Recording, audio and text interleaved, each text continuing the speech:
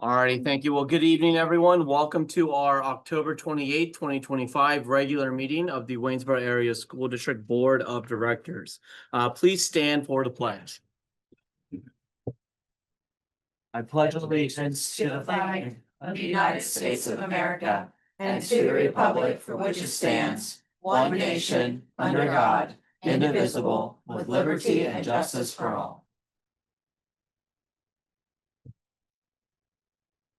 Alrighty, so Ms. Hennicle, if we could do roll call, please. Ms. Zimmerman? Here. Mr. Pence? Here. Ms. Straight? Here. Mr. Smith? Here. Ms. Fortney? Here. Dr. Royer? Here. Mr. Hamburger? Here. Ms. Smiles? Here. Mr. Marvin? Here. Alrighty, thank you. I apologize if we move a little bit slower.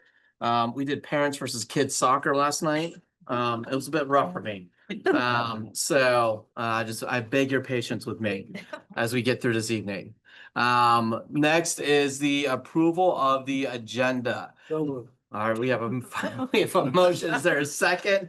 Second. Second. Thank you. Someone's got to keep us on track. Thank you, Mr. Hamburger. Dr. Sternheim, any adjustments to our agenda this evening? No, there's none. Alrighty, thank you. So we have a motion to approve. All those in favor, please signify by saying aye. Aye. Any opposed? Motion carries. That then brings us to the approval of our minutes. These are the minutes from our October 14th, 2025 regular meeting. Is there a motion to approve? Move to approve. First, and we have a second from Ms. Straight. Any amendments or corrections from our previous minutes? All right, seeing none, we'll go ahead and move to a vote. All those in favor, please signify by saying aye. Aye.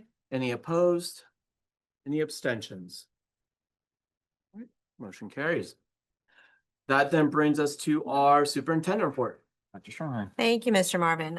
Today, members of the WASH's FBLA Club were inducted into the Rotary Interact Club.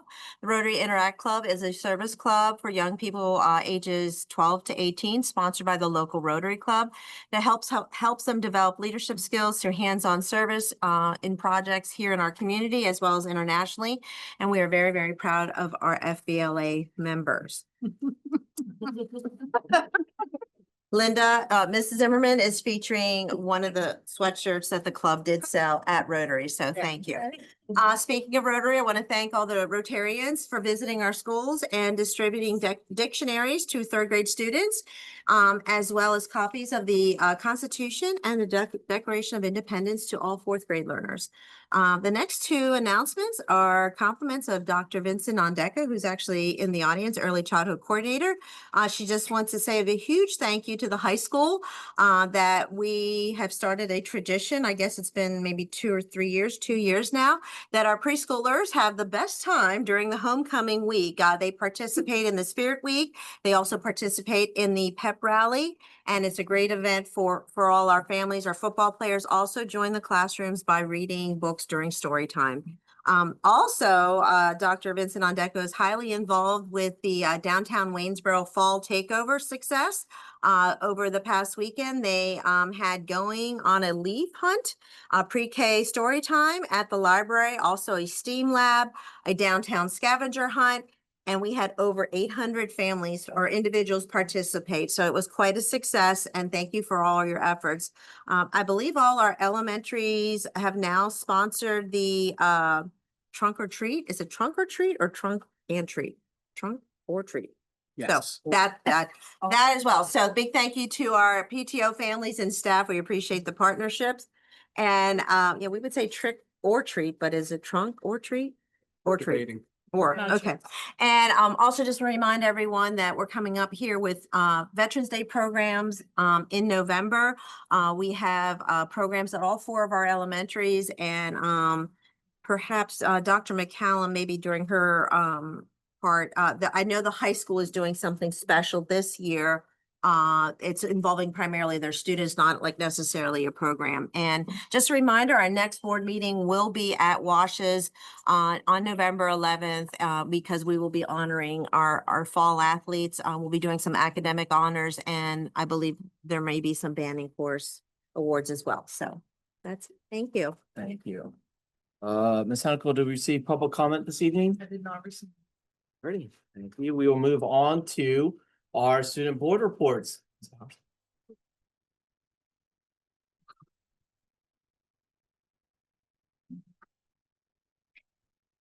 So to start, the first thing I have is on November 7th, we are going to be having a Veterans Day program. Hey, there you go. Yeah. Perfect, I'm glad. The building is going to be running on an internal early dismissal schedule, but we're not actually going to go anywhere. Students will stay in the building and they'll go to different sessions of their choice relating to Veterans Day, including guest speakers and making things like cards and cookies for veterans and more. I believe all fall sports seasons have ended. I think some might still be finishing up districts, but best of my knowledge, all of those have ended. November 3rd through 7th will be National French Week for the French classes, and whoever else wants to participate.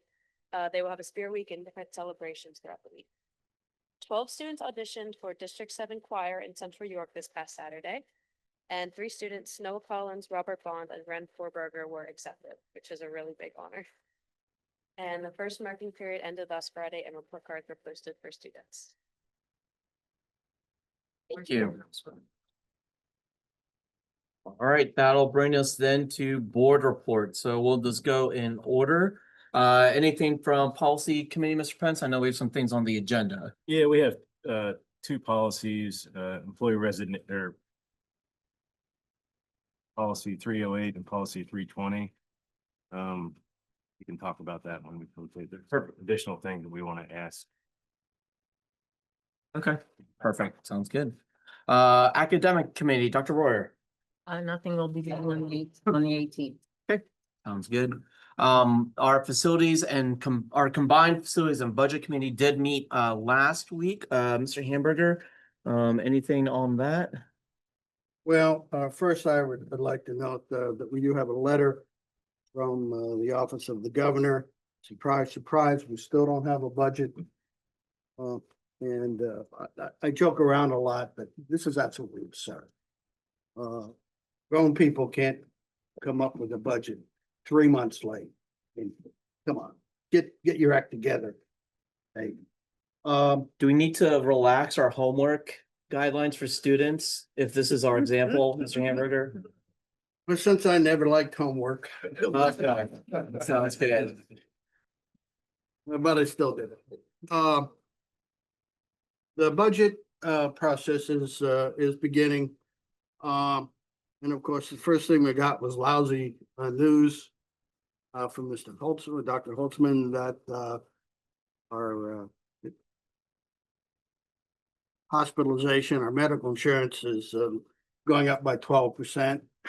And that is medical insurance, of course, is far exceeding the inflation rate for the last several years.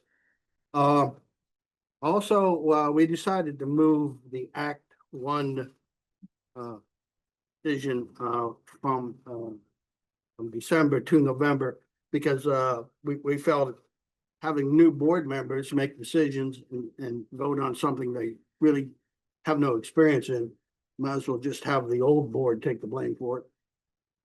And we're not gonna accept any Act 1 money anyway, because we're gonna get the other money from the state and you can't do both. And finally, we had a presentation from Michael, is it Orwig? Warwick. A young scout who's working on his Eagle project. These kids amaze me. They're confident far beyond their years. He's going to be working on some tables, picnic tables, benches, and so on. And of course, we strongly recommend that we endorse this activity. And we'll be reporting from time to time on the budget, keep everybody up to date. And you want to mention some bids we want to go out for? Sure. Yes, sir. So, we have the capital projects again, we're going to be bringing back to you. So we've been putting information in the Friday folders. Those are the elementary projects, the middle school projects, which middle school includes the gym and the auditorium and then stadium light. So we're continuing to put information in the Friday folder so that you're up to date on that, aware of what we're doing again. So our goal would be to put that on the agenda at the next meeting to ask for your permission to go out and put those out to bid. Again, it's not an obligation to accept the bids at this stage, but to go back out. We're hoping that we would have a better bidding environment by putting them out now for projects that would begin right around May and June of 26. That would be the goal. Yeah, there was a shift, because we're sticking with these items because I think on a priority list, it would probably be your top items.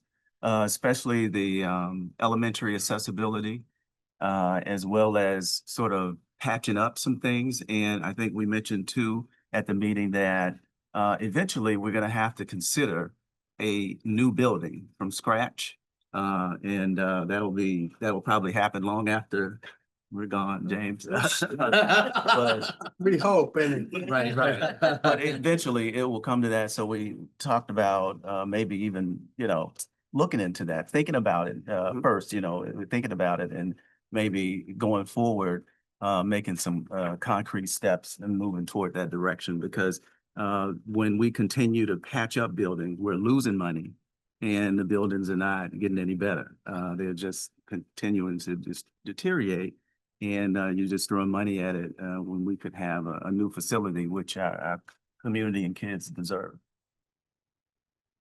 and we do want to add that the financing picture is looking better and better. Rates are coming down.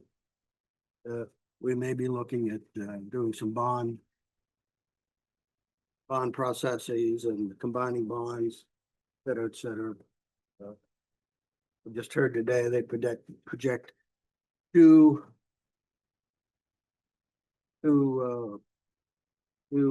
rates from the feds going down at the end of the year and maybe too early next year. So my portfolio will believe that when they see it, but we can help.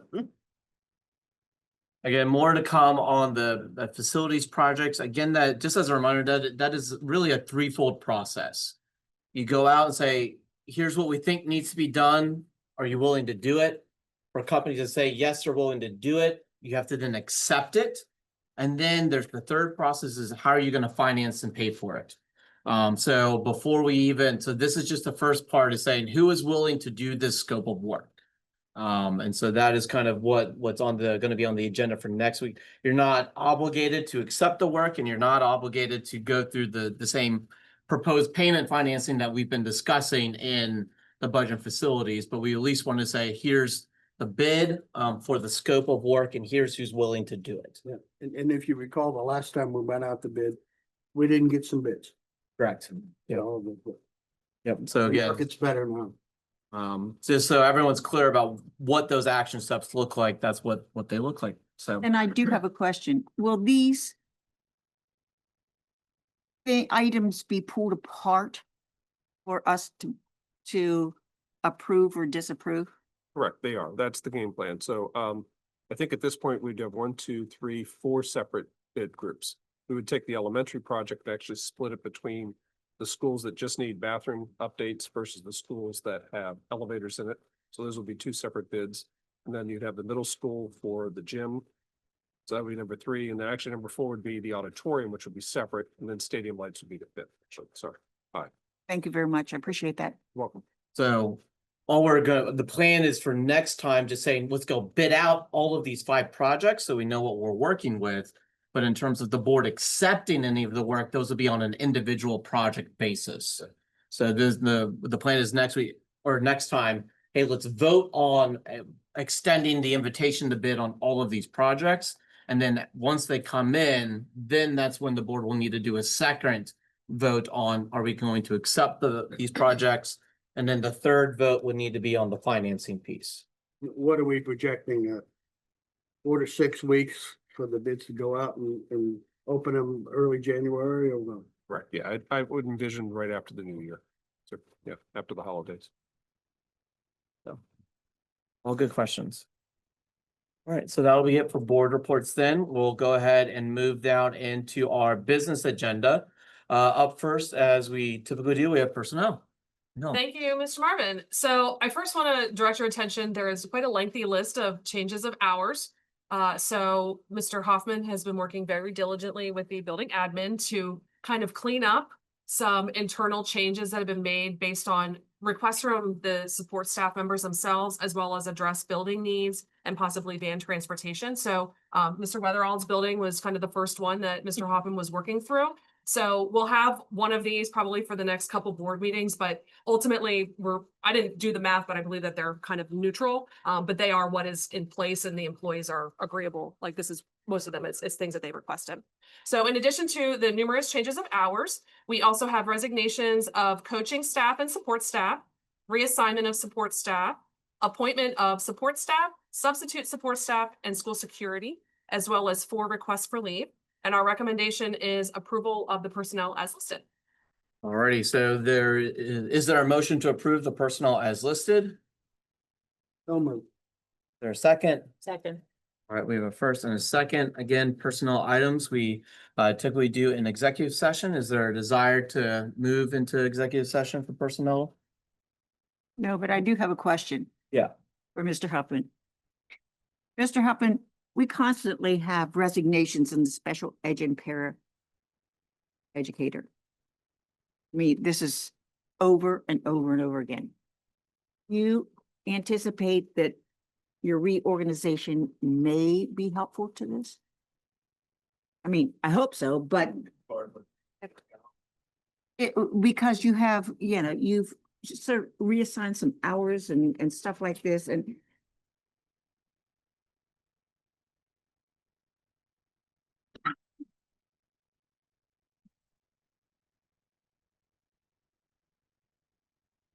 okay.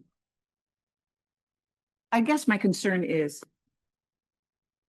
for these particular students, I think continuity is important. I mean, and I think all of us will agree with that. And so whatever you can do,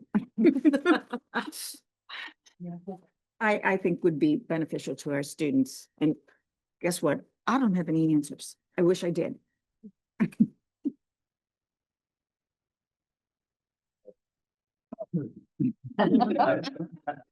So it's in your hands now. Well, we're glad you're on the task, Mr. Hoffman. Alrighty. So there's a motion. It's been first and seconded. All those in favor, please signify by saying aye. Aye. Any opposed? Any abstentions? Carries. That'll then bring us to WASD drivers. Yes, sir. Thank you. So we have 3 drivers who've requested to drive for the district. The process is we take them through, obviously to have the correct driving certification, but also go through an insurance background check to make sure an accident or incidents type situation. We're asking for approval. Alrighty, thank you. So is there a motion to approve the drivers list or the drivers as listed? I so move. Second. We have a first and a second. Again, any specific personnel items we discuss in executive session, any desire to go? All right, we'll go ahead and move to a vote then. All those in favor, please signify by saying aye. Aye. Any opposed? Any abstentions?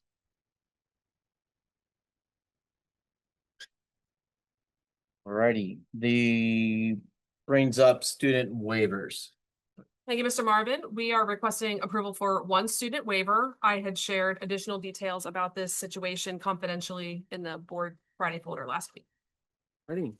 So is there a motion to approve the student waiver as shared confidentially in the Friday folder? To approve. Second. We have a first and a second. Again, with student discipline matters, those are in executive session. Any desire to go? Seeing none, we'll go ahead and move to a vote. All those in favor, please signify by saying aye. Aye. Any opposed? Any abstentions? Thank you. Motion carries. That then brings us to updates, revisions to WASD handbooks for this is 25-26. So I must have missed that because it's actually for the current school year. So I apologize. Does that make a difference? No, I think it's, did I misspeak? Well, we are in the 25-26 school year. Yeah, it's 25. Don't think about it. Okay. It's my daughter. I this thought week I here, was and I'm up. not ready to We're like- fine. We're good. What's printed in your agenda is what we're talking about. Okay, perfect. So, Dr. McCallum's. not being with it there. I mean, So, good. working with the building admin as well as the fabulous Mrs. Pence, we have been working on looking at the 6 different handbooks that we have and making sure that information among them is consistent towards my ultimate goal of coming to you for the 26-27 school year with one family handbook and one faculty handbook that then has building specific information added to the end. That will help everybody keep everything updated. But as we've worked with policy committee, making some updates, some legal updates, good example of that is the public notice for special education recently was updated from, I believe, the state, if not the federal government, working on some improved communications. So all of those things are provided in updates, and I had given those to you in the Friday folder last week to review. So long as these are approved this evening, we're going to be doing a borough blast and a class dojo announcement to families with a few pieces of information on Friday. So we would include those updates Friday for families to know these couple pieces were adjusted for the current year. Okay. So recommendation is to approve as listed. Very good. So motion to approve the updates and revisions to the 25-26 WASD handbooks as presented. Is there a motion? To approve. Second. We have a first and a second. Any additional questions or comments for Dr. McCallum? All right, seeing none, we'll go ahead and move to a vote. All those in favor of approving, please signify by saying aye. Aye. Any opposed? Motion carries. Thank you, Dr. McCallum. All right, we are now down to our first reading of policies. So, Mr. Pence, I'll let you go ahead and take this one. The first policy was 308, Employment Contract and Board Resolution Authority. Basically, it was just accepting definitions of resignation and steps taken after that. And the delegation responsibility came from PSBA. And we approved to bring that to the board. There was a policy that PSBA had given us, non-sponsored student groups, that was policy with 3 ARs. But we all agreed, and so did Rita, that we had a method to get those groups if needed. That's one less policy to review and 3 less ARs to manage. Yes. And then the second policy was 320, freedom of speech by employees.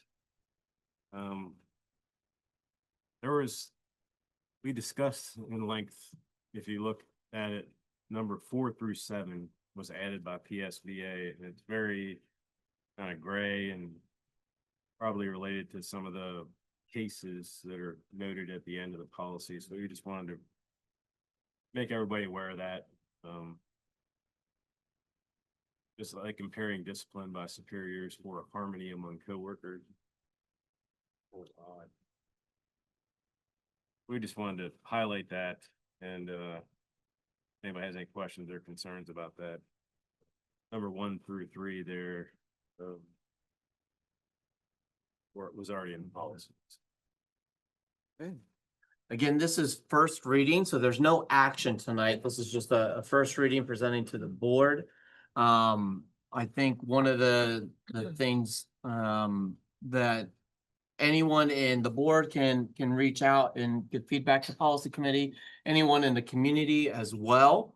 I know, I think Dr. Sternline, you are going to reach out to the association to let them know that this had gone through first reading. So if the Teachers Association wanted to provide comment, they could as well over the coming month or so. But anything for Mr. Pence or the policy committee about the 2 policies before us? And the freedom of speech one's kind of delicate. People have Right. professional life and private life, and they inherently met. Yeah. So, very good. Well, thank you to the policy committee for all the work. You know, I enjoy Excel spreadsheets and budgets. Policies is not my thing, so I appreciate those that do that. Thank you for the work. And again, you know, this policy committee is open to public comment. So for those that wish to make public comments, they are able to do so. Alrighty. Anything else on policies before we move on to our next item? All right, so up next, we have the budgeted pre-K grant and program. So Dr. Strong. Thank you, Mr. Marvin. So, as we, discussed in the August and the September, board meetings, I'm bringing to you once again, a, recommendation to continue the funding for the First Start partnerships. I recognize that, we were also hopeful that we would have a budget. The good news is that we've had some reimbursement from last school year, as Dr. Holtzman had noted. I also included within this, the budget letter from, PDE, and it also references what, Governor Shapiro is trying to do from a budgetary perspective.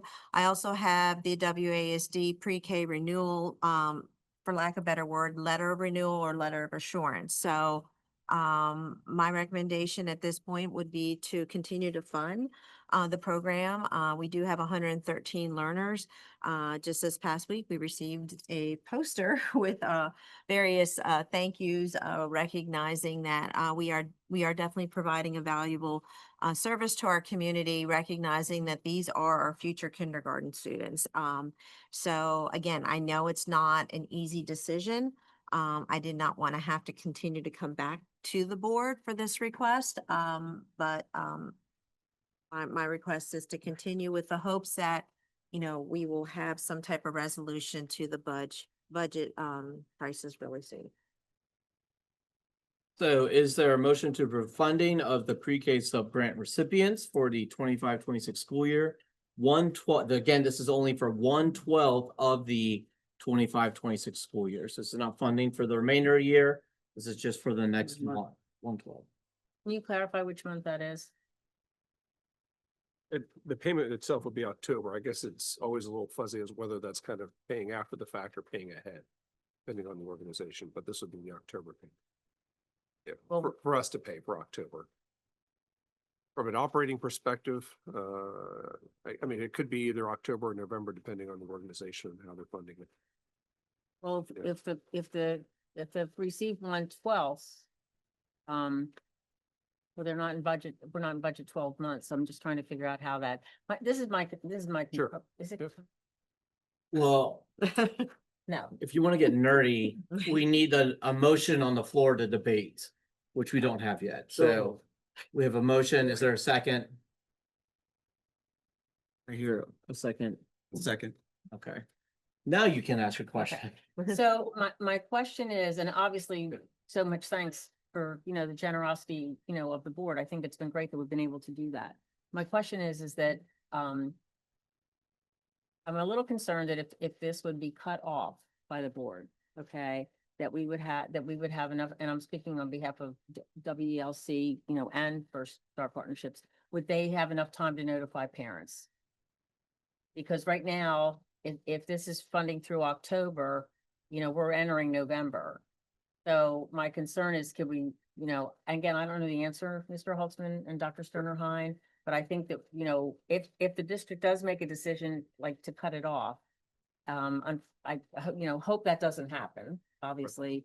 I just want to, state that if we could have enough time to notify, like, I'd hate to be telling parents again, next month, like today's the 31st, we're done like as of next Monday. Like if you didn't decide to fund this evening. Sure. That's basically what we would be telling parents, that as of next Monday, there's no program. So I just want to be respectful of the families if there's a possibility that we can do that. I know the funding stream is a little strange, how it comes in. That's a good question, and I don't have the exact answer on how long they can operate, whether or not they receive the funding, or how long that would take them to notify the families. I mean, certainly we have holidays coming up, which does put a little bit of a wrinkle into everything, Right. with Thanksgiving and Christmas coming up. Again, I don't think any of us anticipated us being in this situation. No, absolutely not.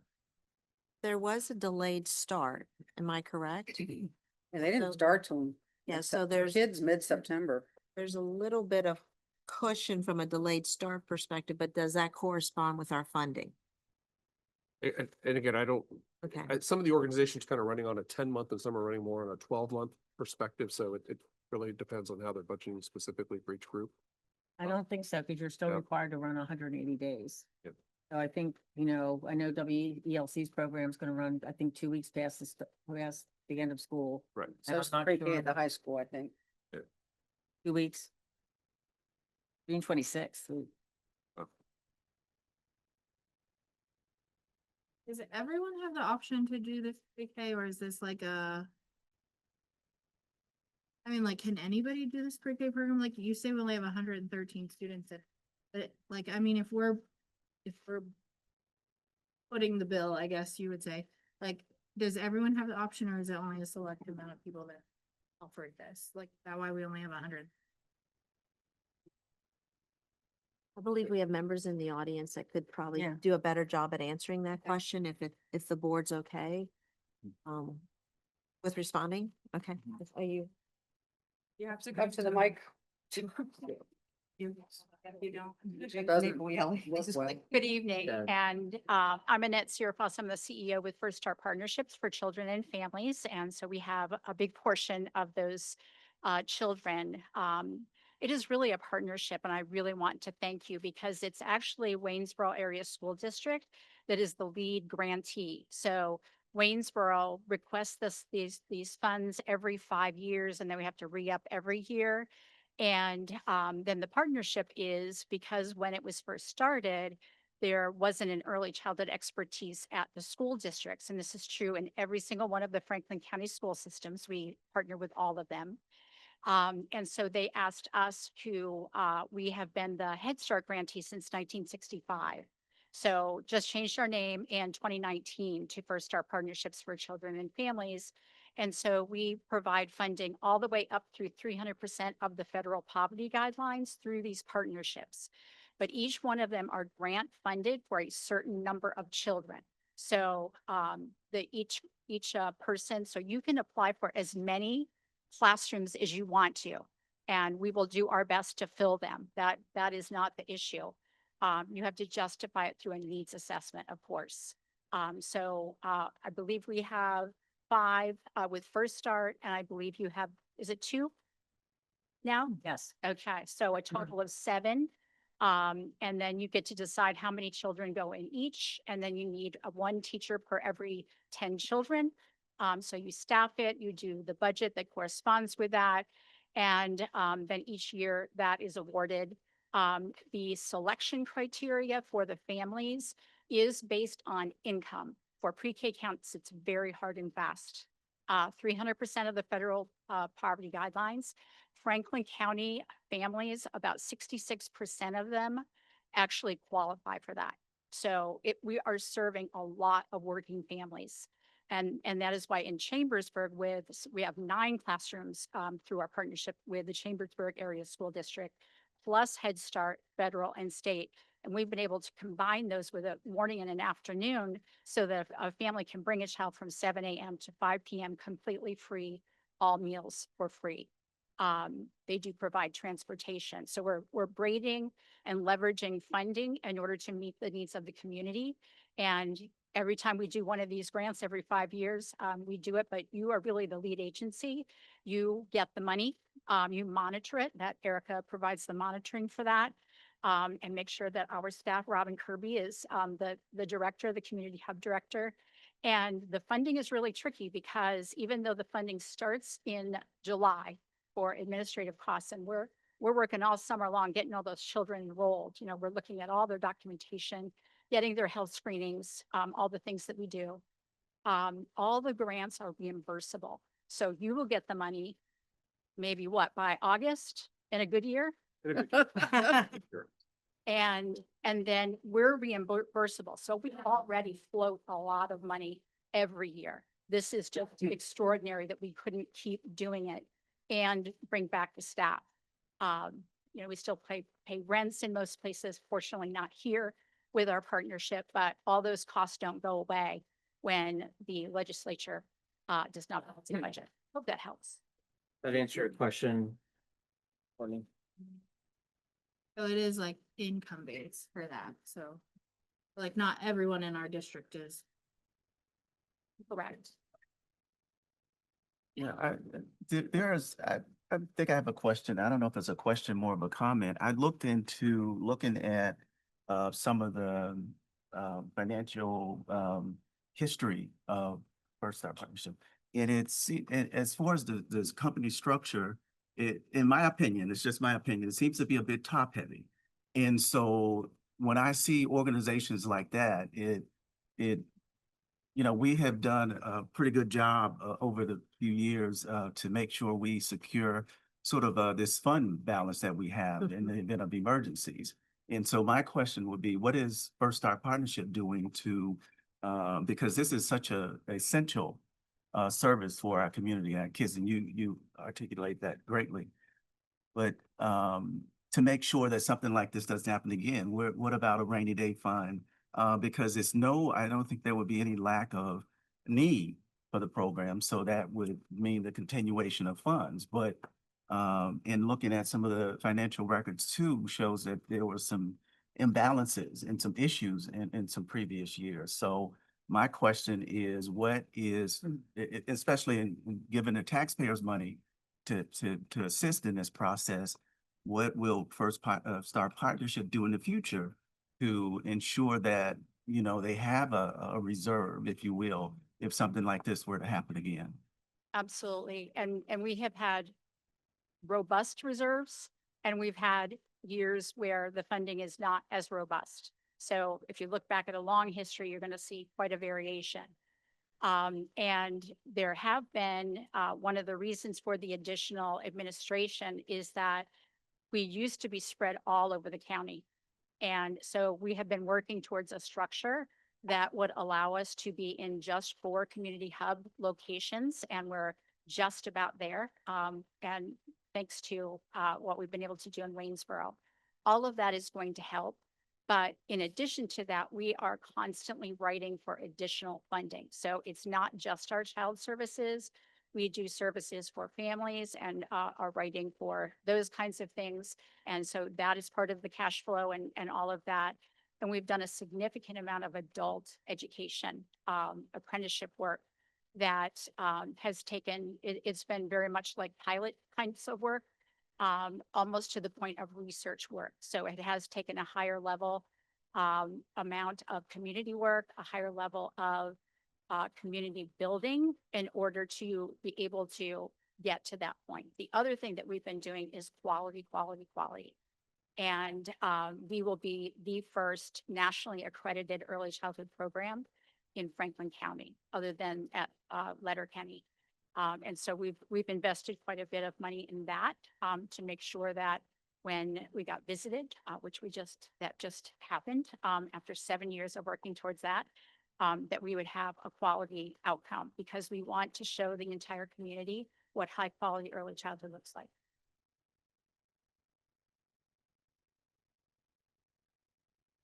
Other questions or comments from the board? For your time, Dr. Sirvoth. I'll do parents versus kids soccer before this board meeting. Well, no, it was yesterday, but it felt like it was right before the board meeting. Any other discussion or comments on this item? All right, seeing none, we'll go ahead and move to a vote. All those in favor, please signify by saying aye. Aye. Aye. Any opposed? Nay. And I And have, to is there abstention? I have to abstain Abstention. because of my daughter. Ms. Henical, I have hearing aids, so I don't know who had more or less. Do you have the count? Yeah, I just want to clarify, I am not abstaining, even though I am associated with WELC, because it's my understanding, abstentions, you only have to abstain if you are going to personally benefit. I don't have from to the finance- abstain if my daughter is employed by them. Unless you benefit from her being employed there. My No. understanding is you do not. No, then I'm a yay. I mean, So that's 3 nays and the rest. Okay, so I think with the 3 nays, if I can do my math, the motion still carries. Okay. Thank you. Alrighty, that brings us then to the residency verification tool. Thompson Reuters Clear. Thank you, Dr. Holzman. Yes, sir. Thank you. Thank you. So- My yay, it said there was a. So we actually looked at this program probably a year or two ago, Dr. Sternheim. I'm trying to remember. Yeah. It was probably a year or two ago. We really liked the program. We thought it had a lot of value to help prove residency. And that was one of the key items we've really tried to run into. It obviously would apply to anybody in the school district, but one of the focuses, of course, has been the cyber charter enrollments. And when we've tried to do residency with cyber charters, we've run into a brick wall oftentimes where we receive no responses. We receive letters from those cyber charters telling us to stop doing that, even though we've known that we have students who do not live in the community. So this would become a tool that would actually help us to try to prove that we're paying for students that actually live here. They can attend cyber charter, of course, but this would be a tool that would help us to prove whether or not they actually have residency here in this district. One of the reasons why we did not go with this program a year or two ago is because at that time, it was a 3-year deal requirement only. There was no other option with the company. We did not really want to get into a 3-year deal at the time. The new revision that they've come back with now, though, is it is a 3-year agreement, but with a 12-month opt-out. So after 12 months, we can choose to opt out of the program. That was a selling feature for us. We really wanted to see something like that. There is another district in the community that, or in the county, that has also started this program this year as well. Our goal would be to eventually, hopefully, save the district money by making sure that we're only paying for students that are residents here of this school district. Thank you, Dr. Holzman. So, I'll ask for a motion and then we'll go to the questions or comments. Motion to approve a 36-month agreement with Thomson Reuters for the CLEAR program as a residency verification tool. Is there a motion?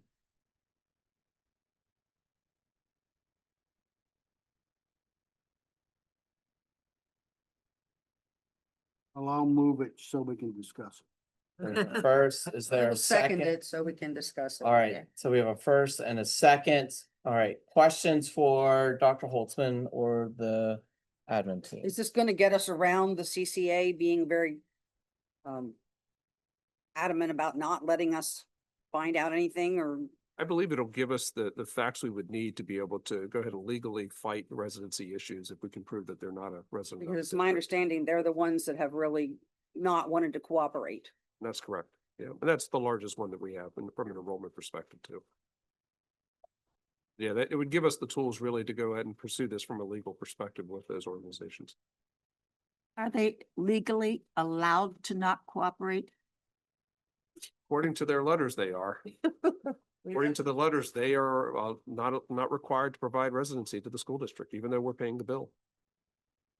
They're their students, and therefore it is their responsibility of their residency coordinator to essentially find the information and make the We determination. have already found students living out. Yes. But what does our solicitor say about their opinion? Our solicitor has been highly involved. Unfortunately, I feel that we're not unique here in Waynesboro, that is a response that a lot of school districts are getting from that same organization. So again, it is, I'm having constant communication with the other Franklin County superintendents. And I share the information and we continue to provide information. At this point, I think we need to recognize that we are not paying for any cyber charter students at this point because we've elected not to do so. So I think once that we receive the budget and we're able to maybe clear house at that point, we'll continue to have that conversation. I don't know what the ramifications are unless I elect to do it as a superintendent of simply saying, well, we're done paying. We know that these 3 students are living in South Carolina and we're simply not going to pay. For any of our kids or just those 3? Those 3, Those the ones that I'm aware of. The ones that you're aware of. The ones we've communicated. So Okay. that's where it gets, where we receive the letters from their attorneys saying, you do not have the authority to check residency, and therefore, this is an outside agency. There will be additional documentation that hopefully will support. And it's not just about cyber charters. It could be, we live very close to the Maryland border. And so oftentimes, our learners are the ones who oftentimes will say to us, I don't really live here, but mom and dad don't want us to to report it. So it's a matter of looking at it across the board. Um, you know, I don't necessarily want to have to spend more money, but in a way, it's like spending more money in the hopes of saving money. Much more than that. If I'm reading this correctly, it's about $8,700 every 6 months. Am I reading that right? Correct. We can drop it after 12 months? Well, there's a 12-month opt-out. And I certainly would not have a problem voting no to paying any charter school that they cannot provide evidence that the student is a resident of the Waynesville. They want to know, we can give them a no too. Let them take us to court.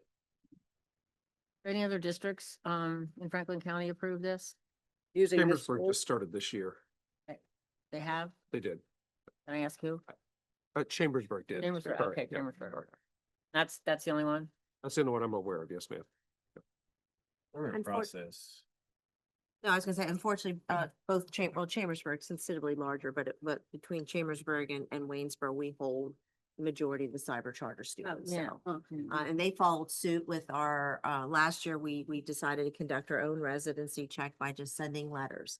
And that's the first time we were notified. We did have some cyber charters that did cooperate with us and gave us some information. But Chambersburg did the exact same thing and were able to take or remove certain students off their rolls. Where we're most successful are when parents actually communicate to us and say, we're no longer in the Waynesboro School District. And therefore we can remove them. It almost, if a family is forthright with that information, we definitely move on that. But unfortunately, if they are receiving the cyber education, I mean, they can get it anywhere. And I go back to the idea that these devices, you can track them.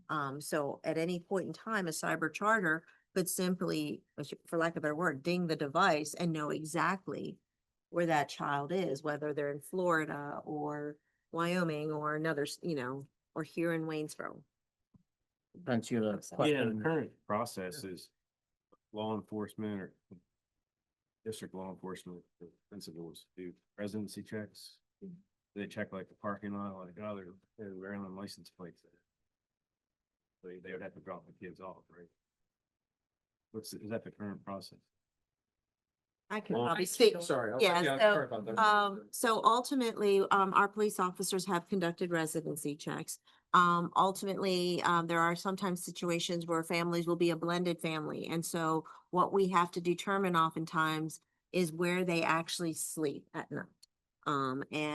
There are situations where, we have had to, for lack of a better word, conduct investigations over periods of time in order to make that justification. I believe under I think it's Act 65, we now have a process in place that once we're able to establish that they're not here in living in the Waynesboro community, we can set up a meeting here at Clayton Avenue and incorporate for lack of a better word, a hearing for the parent. If the parent elects not to attend, we can then drop them from the rolls. So that was a new process that we put into place last year. I know Ms. States, I think, did that with 2 separate family situations. Those were not cyber charter families. They were individuals that were members of our community, perhaps moved, and then were continuing to bring their students to school. The license plate can continue to be a challenge because oftentimes people will move and not get a new license plate, but this system will be able to do a better job at tracking and giving like the actual resident information as opposed to utilizing our police officers to maybe, follow through with residency checks outside of state. I think the matter is not going to get any better, especially as we see increases in homelessness. And so, like you mentioned, those blended families, people moving in, sleeping in somebody's basement or whatever they have to do. So it's my only question is this the juice worth the sweet? Are we really going to be saving a lot given the amount we have to pay out? That would be my only. So Dr. Holtzman, can you remind us what we pay per student if they're regular ed versus special ed? For cyber charters today, what we do is for regular ed, we pay $12,328. And then that's Every per- year, Every Yeah. year. 12,000. And then if they're special ed, it's $21,334. So the total cost is probably north of $5 million right now for our district. So if we found one student in this and don't pay for that, it's paid for the year. Are they allowed, so if for regular ed, I understand the special ed students already identified by the district. They cannot. There are situations where a student has been with us and is a general education student, but then when we get the enrollment verification through Mrs. Robinson's office, the cyber charter school has identified that student as needing an IEP. I wanna, We I don't have any wanna pause this input real on the quick. I testing. wanna make sure I understand there's lots of strong feelings about cyber charter. I do wanna make sure we're talking about the tool that's before us. So the tools for resident checks, which will aid with cyber charter and others. So we could probably talk about cyber charter all night long, but I just wanna make sure, I'll let you finish in a second, Dr. Royer, but let's make sure we're talking about focused on the tool which is before us, so. Other Well, products. my point is that you confirmed what I thought, that they are able to identify students as special education students. And someone had commented to me once there was a benefit to them doing that, obviously because it's additional income. So I think that magnitudes, the potential cost of what we have increase. I don't know the numbers of the number of regular ed versus special ed, but I don't think anything becomes fixed because any number of those regular ed could become special ed and cost us 8,000 more per year Yeah. without our having anything to do with it, correct? It could be a great scam. And, Well, well, I think it might be. and actually, I spoke with a high school student who specifically went to a cyber charter, was evaluated with speech needs. So then had special ed. I mean, she had gotten through all of these schooling with no, IEP. So what Dr. Royer is saying is definitely happening, I think, on a regular basis. Products go, is there any other products that were reviewed, but there's stuff out there like Ben Verified, it's like $29.99. You get a lot of this information there. I'm not saying all of it. We did not really find other programs. I mean, I'm sure there's other programs that exist out there, but this is the one we saw and reviewed probably again a year or two ago at least. We really did like the product. It was just more of a price point at that issue and a long-term contract. I think once they came out with the opt-out, and then since then, I was trying to find my notes here real quick, but I want to say maybe another 40 school districts in the state of Pennsylvania jumped on the board this year because it's really an issue beyond even our scope here, is that they're just seeing a lot of students and residency issues, and it comes really down to the mobility of society nowadays with people working remotely, and really kind of caused that problem a bit more. But to answer your question better, probably, are there other programs out there? Maybe there is. I mean, I certainly wouldn't say there are not, but this is the one we seem to have been attracted to and has the best options for, at least we think, our fit at this point. Anything else about the residency verification tool? I have a question. So, I'm sorry, except I thought the motion was for 36 months, It is. It's but been- you said we needed to have it we could opt out after 12 months. Right. They're in their agreement, they have an opt-out clause that allows us to opt out after 12 months. Does that opt-out clause cost us anything, or is it just I don't believe so, no. I Okay. think that was their understanding, is that's been the issue with districts. Again, we might have a great benefit after 1 year and then see it start to slide off and say, well, we don't really want to extend it in year 2 and 3, or we might see a benefit to it. Would we get reports throughout the year as to whether, like, what the success rate is? We certainly could. I mean, I'm just, do Yep. they provide that to you?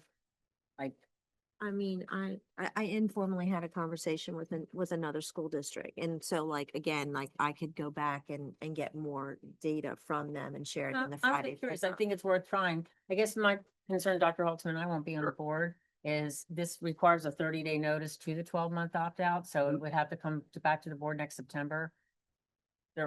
Because Sure. To continue on. because there was a situation that we missed that 30-day notice in the past in the district, and it cost us an awful lot of money. Because we missed the opt-out. It automatically renews, but you have to notify them 30 days before that renewal. So if you start this in November, that means we gotta vote, the board would have to vote in September. I just want to make sure we don't miss that. I know you're much more diligent. Oh, no, I appreciate the reminder. Sounds like my Netflix subscription. Well, I feel confident that some districts missed that 30 days. Yeah. Anything else on the verification tool? Not, well, it's just, what this is, to me, is just a tool to make sure that someone is not cheating on us. I think we should pay every penny that we were required to pay through the law and through what is moral, but I don't think we should pay one penny more than what we. This may be a tool for a year to help us. If it doesn't work, We opt out at 12 months. Alrighty. Do kind of final call. Then we'll vote. Go ahead and move to vote. All those in favor, please signify by saying aye. Aye. Any opposed? nay. Any abstentions? Motion carries. That then brings us to the lawn maintenance contract. Dr. Holtzman. Yes, sir. Thank you. So we have a current 5-year agreement with True Cut Lawn and Landscape. We did go out to seek bids on this. We actually received, double check my notes, 5 bids for mowing, and True Cut remained the lowest bid. It is a 5% increase over their current rates, but again, 5% for 5 years, from an inflationary perspective, is a pretty good deal. And those rates have essentially been flat for almost 10 years. There was a little 2-year bubble in there where they actually went down a little bit when we came back up. But effectively, flat rates for the last 10 years, a 5% increase, and they were the lowest bid. Ready. I'll ask, is there a motion to approve a 5-year agreement with True Cut Lawn and Landscape as presented? Move to approve. Is there a second? Second. Right, I don't wanna be out Once they mowing drop yard. by 602 Vista Court. there you go. There you go. That's funny. Any And I got an acre questions and or a half. comments for Dr. Holtzman on the lawn maintenance contract? Seeing none, all those in favor, please signify by saying aye. Aye. Any opposed? Any abstentions? Carries. Thank you. That then brings us to the grant-funded greenhouse. We did talk about this in our facilities meeting last week, but Dr. Holtzman, if you could give an overview for the board, please. Yes, sir. Mr. Moats at the high school succeeded in obtaining a grant for a greenhouse for the school district. So to start up a program there, the purpose of the program obviously would have a horticulture benefit, but as well would also have a fundraising opportunity for the school. So they would use that to actually raise funds as well. A lot of different purposes he discussed during the meeting itself. Again, this is grant-based. The only cost really to the district is, of course, we do assist to make sure that it's being installed correctly and implemented correctly. And then we have to run some electricity over. But it's right beside one of our electrical connections, so we don't really see that as a material cost at this point. The location itself would be up right by the pre-K playground area. If you've been here a long time in the district, you'll remember that there was actually a greenhouse up in that location at one point. So Same place? Is it the same footprint? almost, the playground is on most of it, but it's going to be on that section right beside it.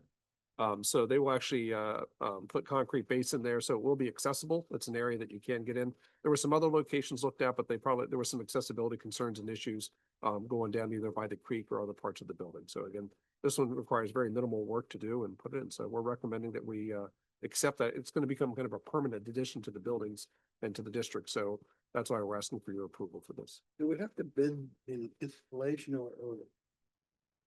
No, we don't. It's below our threshold and they're going to, I think their goal is to actually bring individuals in to come in and do it. We'll kind of help manage and supervise a little bit if we have a concern. When do they hope to have this up? This, It's a great question. I don't remember the top of my head. I don't remember the answer to the question. Okay. Sorry. Yeah. I don't think it's going to take that long. I would guess it's probably getting ready for a spring type program, but it depends on how long it takes them to get the equipment in. Or is it further discussion? Can I have a motion, please, to accepting a grant-funded greenhouse to be located beside the pre-K playground at Washes, estimated cost of $5,150. Move to Move. approve. second. First and second, I will say we did discuss this in facilities. Mr. Moats, did write up a kind of prospectus in terms of how it would be used within the curriculum. One of the things that, I appreciated, he says it's gonna be across many different areas, so not like sole use of the garden club, for instance. He said many other teachers, once they found out about the opportunity for this grant, reached out and wanted to use it for their particular program. So it would be kind of multi-curricular in terms of usage as well. So, but any other questions for Dr. Holtzman or even perhaps the facility committee about this addition? I don't really have a question. It's just, this is the second grant we have received for a greenhouse. So my concern is we need to keep this, if we accept this money and have a greenhouse, we need to keep it going too. So I think it's a great idea. And I was really sad to see our last greenhouse go. But I think we need to also make sure that we use it correctly and I will say, Yes, we Mr. should. Mo shared in the facilities meeting, there are some long-term goals. And so the prospectus had kind of more immediate short-term, here's kind of what we're using in the near term. And then kind of some hopes and dreams for the long term. Recognizing that when you're starting anything new, that there is a implementation part to it, but that was kind of my emphasis for having him write it up was what are the long-term kind of hopes and dreams for it. And he was kind enough to actually put it in writing. So. I'm not sure the previous greenhouse had a real plan developed. I mean, that's been over a decade ago. Maybe Yeah. even more than that, so. Yeah. And I think it was in disrepair because it like hadn't been used. So, I thank you for asking for a long term. yep. And yes. Very good. Any other questions in terms of the greenhouse item? Seeing none, we'll go ahead and move to a vote. All those in favor of approving, please signify by saying aye. Aye. Any opposed? Carries. All right, that brings us to financial business. Could we do items 1 and 2 together, Dr. Holtzman, please? Yes, sir. Thank you. We have purchase orders and bills for payment, general fund and cafeteria. And then we're catching up on treasurer's reports. My apologies. We had some issues getting some documents we needed to do the entries itself. We had the cash, but we couldn't do the entries correctly until we received that documentation. But we did receive it and we'll go through that process. Can I have a motion, please, to approve the financial business items number 1 and 2? Second. First and a second. Pay the Any bills, right? additional questions for Dr. Holtzman on the financial business? All right, seeing none, we'll move to a vote. All those in favor of approving, please signify by saying aye. Aye. Any opposed? Motion carries. Thank you. That brings us then to our Clayton cabinet comments. Anything from our Clayton team? I have one item. Okay, go. So last school year, our technology department rolled out an opportunity for parents to place restrictions on their child's access to their Chromebook outside of the school day through the Go Guardian Parent app. We reshared information about that in October. Recently, we learned that Chromebook itself released some settings that allow the district to place some restrictions as well. I think that we can all agree that there's hours of the day where children should not be doing their schoolwork. So starting on Monday, I worked with the building admin to come up with restrictions based on grade band. So it's like K to 3, 4, 5, middle school, high school. So we're going to implement those starting on Monday. I'll be sharing the more detailed information with families Friday when we send out some other communications, and probably come up with a mechanism around Christmas time to seek some input from families as to how, and as well as the students, how those are going, and if needed, make some adjustments in January. But hopefully this will help our students, get some sleep and focus and things like that. So that's all I have. Thank you. Anything else from our Clayton team? I have a quick one. We're participating in, thank you, go. appreciate that. So, we're participating in a demand response program with NRG, our energy supplier. And we don't really have the financial benefits of that yet. We're trying to figure out what happened here during our test to see what we qualify for. But during that time, they wanted to let us know that they planted 20 trees in our name, so in the Superior National Forest of Minnesota. So, I'm born in very nice Minnesota. plaque. Caledonia's right down the street. I'm disappointed too. We can talk to them. Okay. That's fine. Well, I'm glad they planted trees somewhere. Can I just clarify? So I have to appreciate the admin who are here as well as online. I was corrected. It's Act 67, not 65. And I also was informed by one admin that one way we can keep our paras on board is to make them all full-time. So just a suggestion of the day. So that is a very expensive potential solution, but I want to make sure that you understand that they want to share that out. So thank you. Thank you. Anything from board member comments? I'm going to push for the middle school, not this coming weekend, but next weekend. They're performing a musical called Frozen Junior. I believe, Eric, if I'm not mistaken, Naomi says it's Friday night, Saturday afternoon, and Saturday evening. Or just one on Saturday. Just two, okay, so Friday night or Saturday afternoon. And my granddaughter's in it, so we'll be there, so, you know, she's been very excited about, you know, doing this. Yep. I wanted to, go ahead. Okay. Oh, so the first thing I missed, I didn't comment when we were talking about facilities, but a shout out to the people in maintenance who, because every time we get a report on the number of tickets that are responded to when teachers need this or staff members need this, and as a person who's worked in a district that sometimes it could take months, and you're hopeful if it's months, right? That has been a consistent thing, I think, since we've been on the board, that report of seeing that, and those small things are what keeps people here in this district and not wanting to go someplace else or maybe a little bit more money, this, whatever. But those things, so I wanted to make sure we mentioned our maintenance folks and what they do to support everybody, you know, and filters down to the students. And the last thing, today, thanks, Dr. Sternheim for inviting me to the Rotary luncheon today, and a bonus treat was to seeing our students who have, I guess they were sworn in. Congratulations to those students who were sworn in as Interact members and officers. And it's a club that's not in a lot of high schools because, like, the primary purpose of the club is just like community service. It's none of the, you know, the fluff and all the other stuff. It's just community service. They meet, they organize to see how they can serve the community. So a shout out to those kids who are starting that a chapter of that club at Washington. So I would like to extend an invitation if you'd like to become a member of Rotary. thank you, sir. I have to say. I just had a couple definitions I wanted to read. Psychological security in the workplace or safety is sometimes it's referred.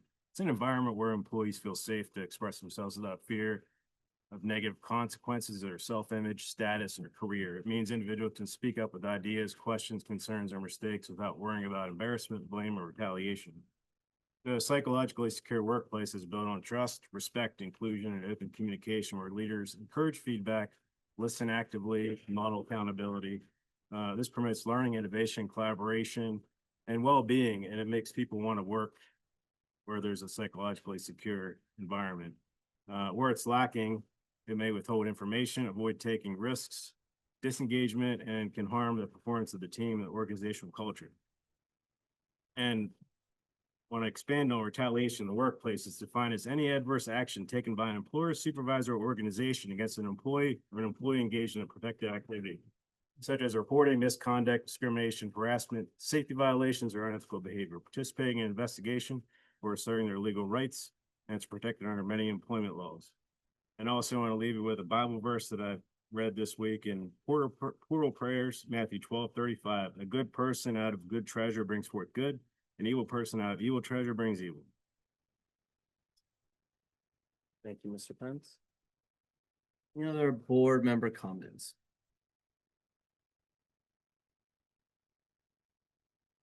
We will go ahead and move to adjourn. As a reminder, next board meeting will be at the high school. It is on November 11th, so even though school is not a session, we are still having our board meeting. I believe it's teacher in service as well that day, so even though students are out on the 11th, we are still having that board meeting that evening. It'll be at the high school for the academic and athletic honors. So is there a motion to adjourn? I'll move. There's a second? Second. Thank you. All those in favor, please signify by saying aye. Aye. Any opposed? Who carries? Thank you all and have a good evening. Don't be late for quitting.